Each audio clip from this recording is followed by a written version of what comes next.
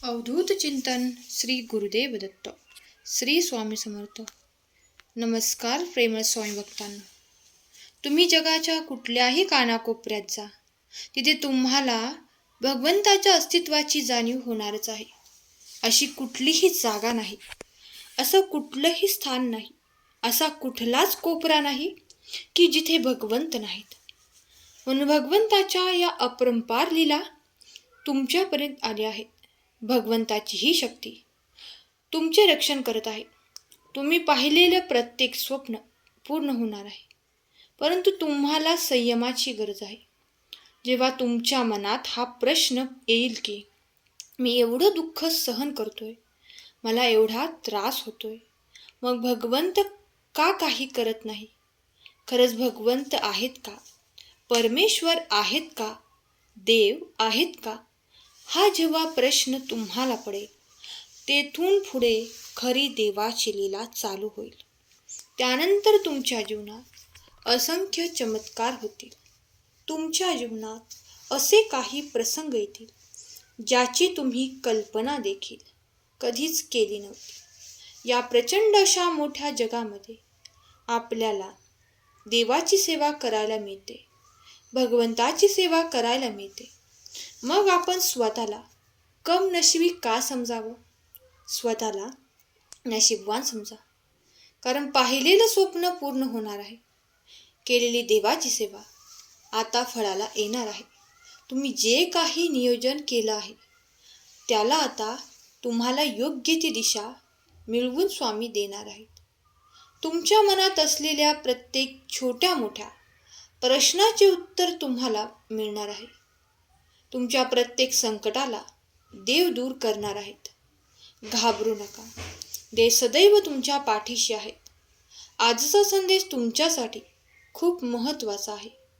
चॅनेलवर नवीन असाल तर चॅनेलला लगेच सबस्क्राईब करा आणि देवाने तुमच्यासाठी पाठवलेला हा महत्त्वाचा संदेश शेवटपर्यंत ऐका. माणसाने माणसाला 4 गोष्टी समजावून सांगितल्या की माणूस ऐकतो आणि सोडून देतो, परंतु कधी कधी या गोष्टी खूप महत्त्वाच्या असतात. कधी कधी माणूस एकतर्फी विचार करतो, परंतु एकदा दोन्ही बाजूने विचार करून बघा, तुम्हाला खरी स्थिती समजेल. कोणालाही चुकीचं ठरवण्याआधी एकदा त्याची काय मजबुरी होती हे देखील तुम्ही समजून घ्या. जीवनाच्या कानाकोपऱ्यात जेव्हा तुम्हाला कोणीच साथ देणार नाही, प्रत्येकजण तुमची साथ सोडेल, तेव्हा भगवंत तुमची साथ देतील. फक्त भगवंतावर नाराज होऊ नका.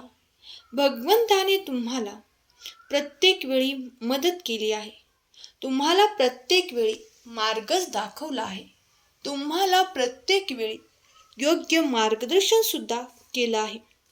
प्रत्येक वेळी तुम्हाला सेवेची संधी सुद्धा दिली आहे. तुम्हालाही सुंदर जीवन मिळालं, हेच तुमच्यासाठी खूप मोठी देणगी आहे. हे सुंदर जीवन त्यांना मिळालं, त्यांचं खरं आयुष्य सुखी झालं. काही प्राण्यांच्या जन्माला गेले, काही दुसऱ्या कुठल्या जीवनाला गेले, परंतु लक्षात घ्या, मनुष्य जीवन हे सर्वात उच्च दर्जाचं आहे. भगवंताचे लाख लाख आभार मानायला हवेत. त्यांनी आपल्याला मनुष्य जीवन दिलं.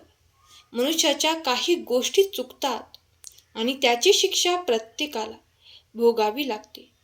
या स्वार्थी काळात आजकाल आपण बघत आहोत की माणसाला माणुसकी राहिली नाही.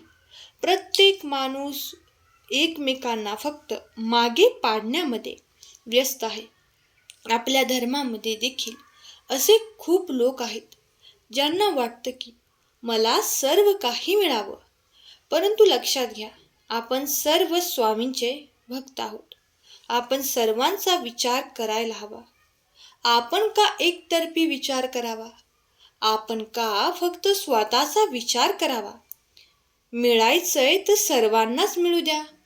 म्हणून अशा गोष्टी काही आहेत ज्या खूप काही शिकण्यासारख्या आहेत, समजून घेण्यासारख्या आहेत, आणि ते आपल्याला शिकण्याची खूप गरज आहे.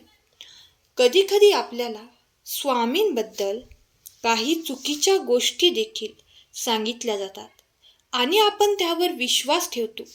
एकदा कोणी काही सांगितलं तर त्यावरती काहीतरी आपलं देखील मत नोंदवण्याची गरज असते. समोरच्याने सांगितलं की लगेच ते करायचं असं नाही. एकदा विचार करायचा की हे खरोखर योग्य आहे का, खरं आहे का, खरंच स्वामींनी असं सांगितलं असेल का, हे एकदा आपण त्याची पुष्टी करून घ्यावी.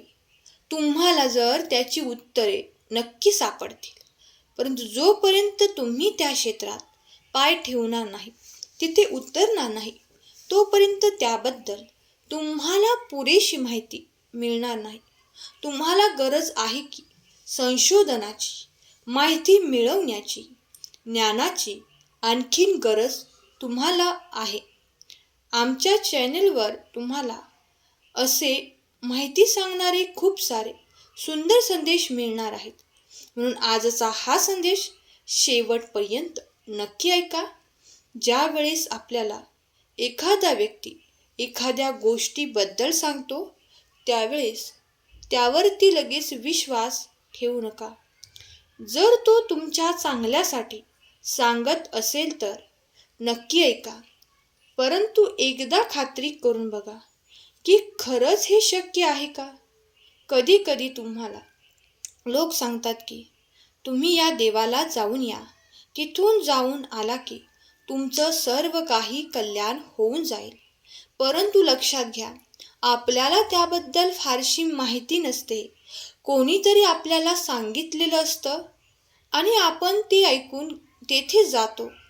तुमची आर्थिक परिस्थिती असेल तर तुम्ही नक्की जा, परंतु कधी कधी आपली आर्थिक परिस्थिती नसते.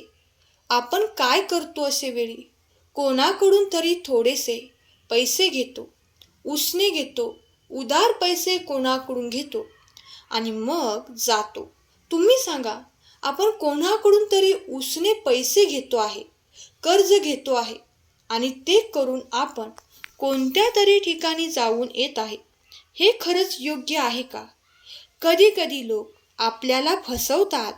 आपल्याला आणखीन मागे पाडण्याच्या तयारीमध्ये ते असतात आणि यालाच आपण बळी पडतो. भगवंताने असं कधीच सांगितलं नाही की तू माझ्यापर्यंत ये. जेव्हा भक्ताला देवापर्यंत जाणं शक्य नसतं तेव्हा देव स्वतः भक्तापर्यंत येतात. हे देखील खरं आहे. जीवनाच्या या स्थितीमध्ये तुम्हाला हे कळणं खूप गरजेचं आहे, कारण जोपर्यंत तुम्हाला कोणीही सांगत नाही तोपर्यंत ते तुम्हाला कळणार नाही, त्यावरती तुमचा विश्वास बसणार नाही. म्हणून तुम्हाला हे समजून घेणं खूप गरजेचं आहे. कधी कधी अनेक लोक अनेक कारणामुळे आपल्याला काही ना काही उपाय सांगत असतात, परंतु जिथे पैसा जातो तिथे उपाय तुम्ही करू नका.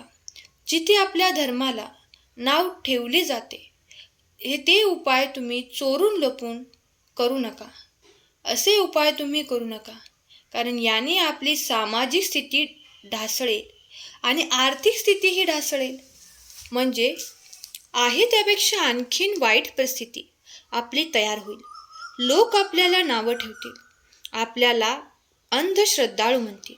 असं कधीच वागू नका. मनामध्ये भक्ती असावी, परंतु अंधश्रद्धा कधीच नसावी.